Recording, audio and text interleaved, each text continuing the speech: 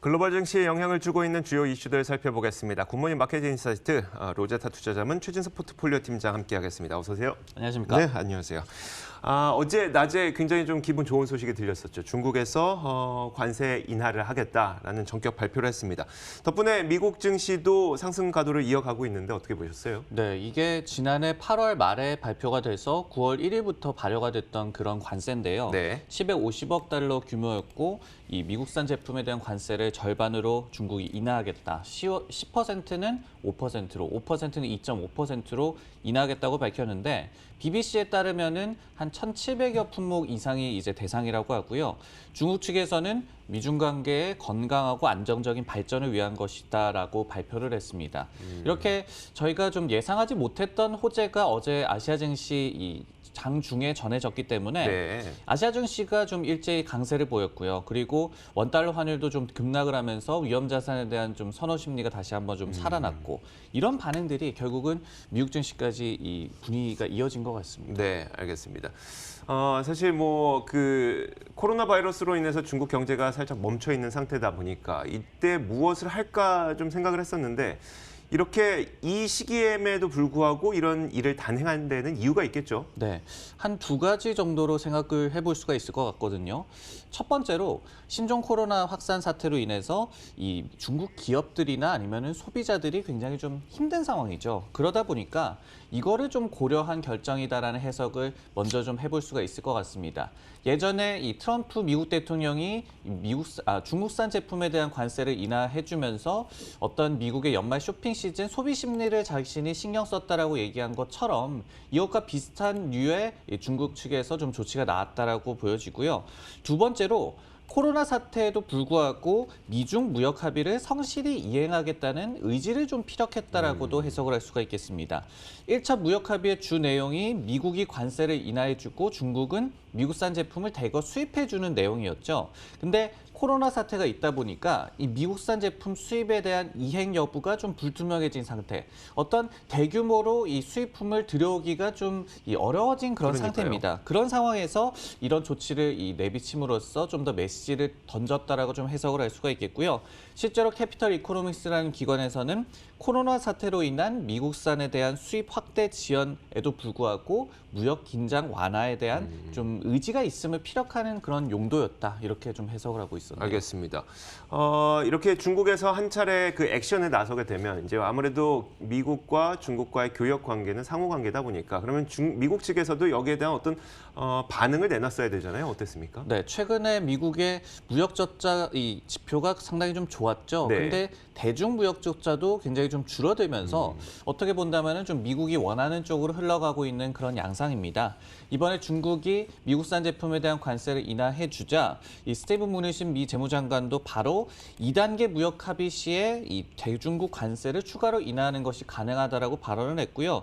그리고 이번에 중국의 이 관세 인하 조치는 무역 합의의 일부분이라면서 현재의 신종 코로나 상황을 보더라도 중국의 1단계 무역 합의 이행에는 좀 지장이 없을 것이다 또 얘기를 했습니다. 이런 부분들이 결국은 무역 긴장 완화로 인한 미국 증시의 랠리를 좀 이끄는 그런 모양새였네요. 오늘 시장은 뭐 상승 탄력이 우리가 아주 깜짝 놀랄 정도로 놀라운 정도는 아니지만 그래도 대체로 양호한 모습을 보이고 있는 것 같거든요. 그 근간에는 아무래도 뭐 무역 관련 호재뿐만 아니라 경제 지표도 괜찮았던 것 같더라고요. 네, 4일째 랠리를 하고 있으니까 이번 주 내내 지금 상승하고 있다라고 보여지는데 네. 말씀해 주셨듯이 오늘 발표가 됐던 주간 신규 실업 수당 청구 건수도 15,000건 줄어든 20.2만 건으로 ADP 민간 고용에 이어서 고용 지표의 좀 호조세를 이어가고 있고 그리고 실적도 대체로 좋았는데 주요 기업들 한번 좀 살펴보면요. 에스로더가 2020 회계연도 2분기 그러니까 지난해 12월 결산 분기에 실적을 발표를 했습니다. 네. 컨센서스 1.9달러를 넘어서는 2.11달러의 EPS가 나왔고 매출 같은 경우에도 전년 동기 대비해서 15%나 늘어나면서 46.2억 달러를 기록을 했는데 에스로더 같은 경우에는 최근에 이 화장 트렌드가 색조 화장을 좀 안 합니다. 그럼에도 불구하고 스킨케어에 대해서는 굉장히 좀 소비자들이 신경을 많이 쓰고 있죠. 그리고 에스이로더 입장에서도 스킨케어 사업 같은 경우에는 더욱더 마진이 많이 남는 사업입니다. 근데 스킨케어 부문에서의 실적이 특히 좀 호조세를 보였고요. 다만 당분기에 대해서는 코로나 사태로 인한 실적에 대한 악영향을 좀 예상하기는 했습니다. 그래도 주가가 좀 많이 오르면서 시장에 그러니까요. 좀 도움을 줬고요.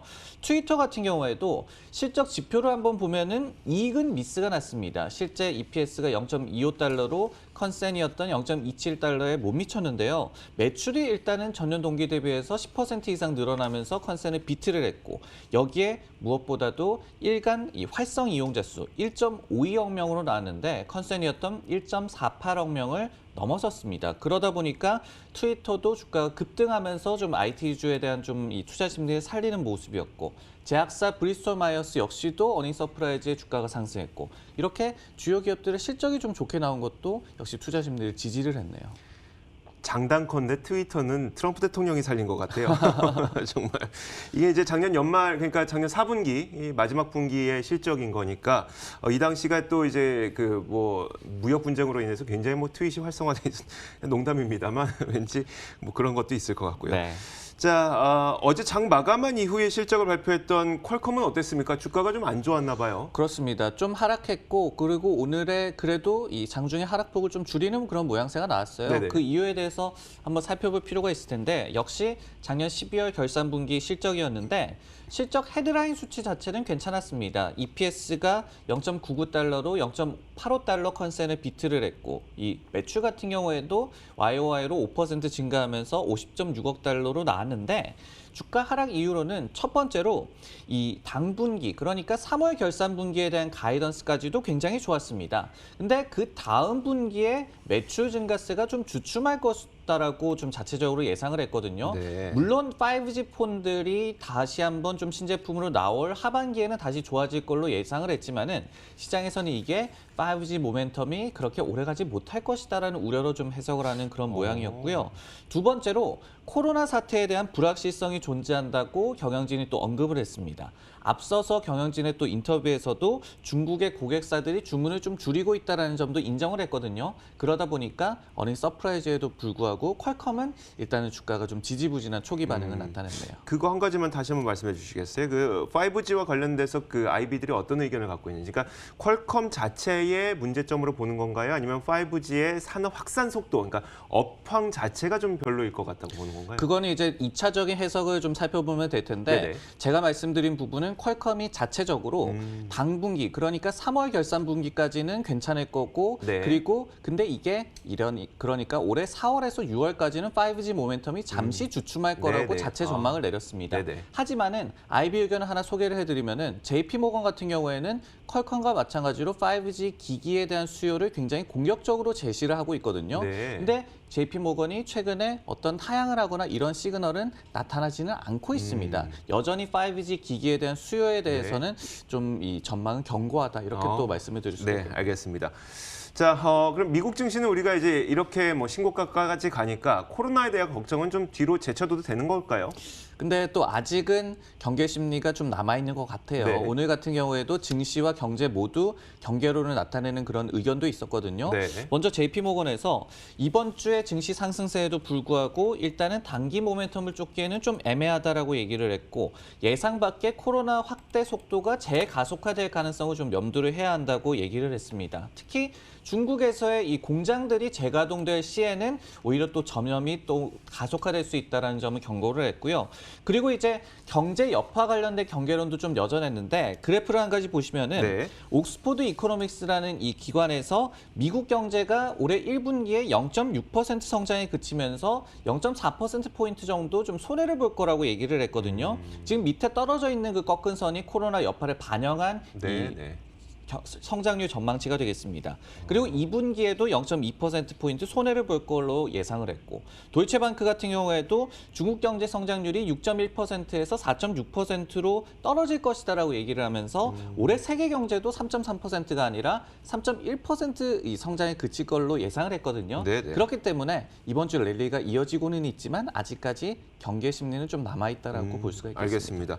자, 이어서 저희가 특징주 한 가지 보도록 하겠습니다. 메모리 반도체의 대표 관련주인 마이크론 3% 넘게 오르고 있네요. 왜 오른 걸까요? 레이몬드 제임스라는 IB에서 마켓 퍼폼에서 강력 매수로 2단계나 이 투자 의견을 상향 조정을 했거든요. 네. 그러면서 목표 주가를 $70를 제시를 했는데 올해 수급 상황이 개선이 될 것으로 예상을 한다라고 얘기를 했고 재고 수준도 정상화 수준에 근접하고 있다라고 얘기를 했습니다.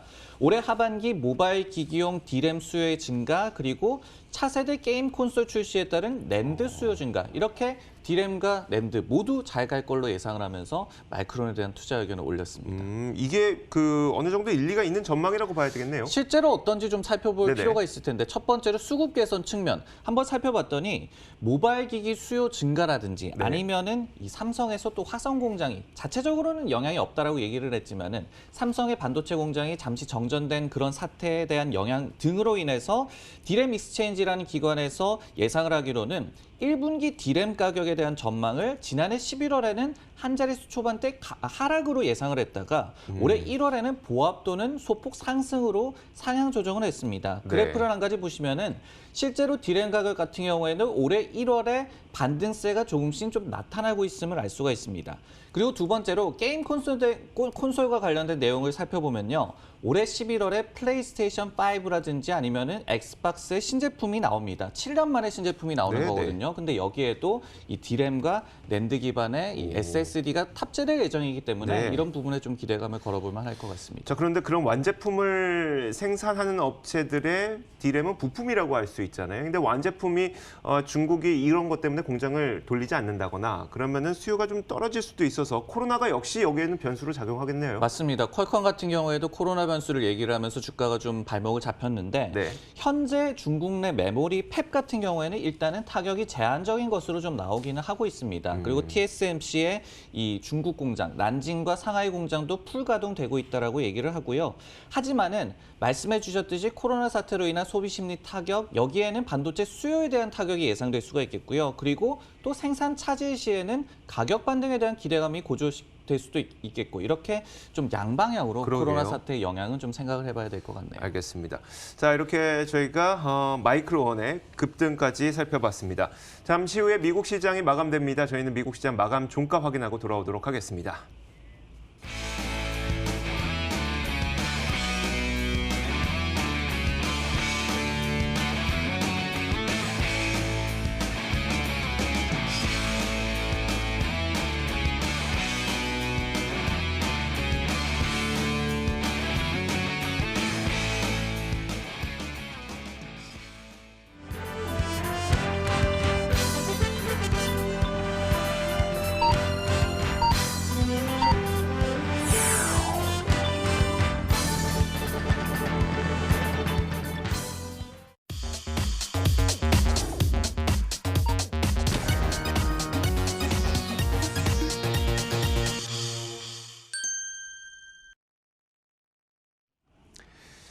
자, 2월 6일 목요일 미국 시장이 마감이 됐습니다. 3대 지수 모두 상승으로 마감이 됐고요. 다우존스 산업지수와 S&P 500 지수 한 0.3%씩 상승했습니다. 지금 보시는 것처럼 이 장중 상승 탄력 그리고 지수 선물 시장에서의 상승 탄력에 비해서는 탄력이 많이 줄어든 모습이지만 결국은 상승세를 계속 유지한 채 마감이 됐습니다. 0.33% 올랐죠. 거의 100포인트 가까이 올라서 29,386.5에 오늘 장을 마쳤습니다. 자, 이어서 나스닥 시장도 살펴보도록 하겠습니다. 역시 요즘 기술주가 제일 잘 가다 보니까 나스닥의 상승 탄력이 가장 좋습니다. 0.69% 올라서 9,574.26에 오늘 장을 마쳤습니다. 자, 마지막으로 S&P 500 지수입니다. 0.26%, 0.37% 올랐네요. 3,347.08에 오늘 장을 마쳤습니다. 자, 참 좀 특이했던 게 지금 금 가격도 0.4% 오른 채 거래가 되고 있고요. 유가도 0.5%. 유가는 뭐 어제 장중에 비해서는 굉장히 좀 많이 낮아진 거긴 하지만 전반적으로 다 올랐네요. 최근에 금값도 그다지 떨어지지는 않고 그러니까요. 있죠. 즉, 좀 걱정의 벽을 타고 증시가 계속해서 좀 올라가고 있다라고 분석이 되고, 그리고 코로나 사태가 진정되지는 않고 있지만은 계속해서 이런 부분들이 어떤 경기 부양 시그널로 해석이 된다거나 이렇게 긍정적으로 해석된다는 측면이 증시를 계속 좀 끌어올리는 것 같고, 네. 그리고 예상 밖으로 이게 중국이 이 대미 관세를 인하하는 좀 계기로 또 작용을 한 것도 좀 호재로 예상 그러니까요. 밖으로 작용하는 모습이었고, 특히 중국과 미국이 이제 좀 주거니 받거니 좀 유화 분위기를 이어간다는 측면에서도 또 투자 심리를 좀 지지할 것 같습니다. 알겠습니다. 그러다 보니까 시장은 전반적인 분위기가 굉장히 좋았습니다. 자, 이제 지도를 펼쳐놓고 저희가 살펴볼 텐데 사실 지도는 약간 혼조권처럼 보이긴 해요. 네, 어제 지도와 좀 비교를 해본다면은 이 그림의 그 색깔이 극명하게 좀 차이가 날 것 같은데, 역시 좀 혼재 양상이 종목별로는 나타났습니다. 특징주로 좀 살펴볼 만한 이 종목이 바로 보잉인데요. 오늘 주가가 좀 많이 올랐습니다. 보잉이 한 3.5% 정도 오르면서 굉장히 좋은 흐름을 보여줬는데, 미국 연방항공청 FAA에서 글로벌 항공 당국이 이 737 맥스 항공기에 대한 설계 변경에 대해서 좀 인정을 해줄 걸로 보인다라고 좀 코멘트를 남겼습니다. 네네. 그러면서 물론 보잉은 올해 중반으로 이 예상을 하고 있는 운항 재개 스케줄에 변동은 없다라고 얘기를 했지만은, 일단은 다시 한번 좀 운항 재개가 좀 가속화되지 않을까라는 기대감이 좀 작용하는 그런 모습이었고요. 그리고 또 한 가지 살펴볼 게 이 맥도날드 옆에 조그맣게 있는 염브랜즈, 오늘 네. 주가가 한 3% 정도 하락했는데, 염브랜즈는 저희가 좀 잘 아는 피자헛과 KFC 그리고 타코벨을 보유하고 있는 그런 레스토랑 그렇죠. 업체예요. 네. 근데 이 기업을 볼 때는 피자헛은 계속해서 좀 실적이 좋지 않고 타코벨은 굉장히 좀 성장성이 좋습니다. 이런 좀 양극화가 진행되고 있는 그런 기업인데, 실적을 발표했는데 이익 측면에서 이 컨센서스를 미스를 하는 결과를 내놨습니다. 그러다 보니까 주가가 한 3% 정도 하락한 모습 확인할 수가 있겠습니다. 네, 하긴 저도 뭐 피자헛을 언제 가봤나 이제 기억이 떠오르지 않을 정도로 굉장히 오래됐습니다. 게다가 염브랜즈의 경우에는 이제 염차이나라고 이제 중국에 진출해 있는 기업도 있는데 네. 여기에서도 뭐 중국 내 매장을 뭐 거의 절반 가량 뭐 영업 안 한다고 하고 맞습니다. 막 이런다 보니까 약간 심리가 좀 안 좋은 모습도 보이는 것 같습니다.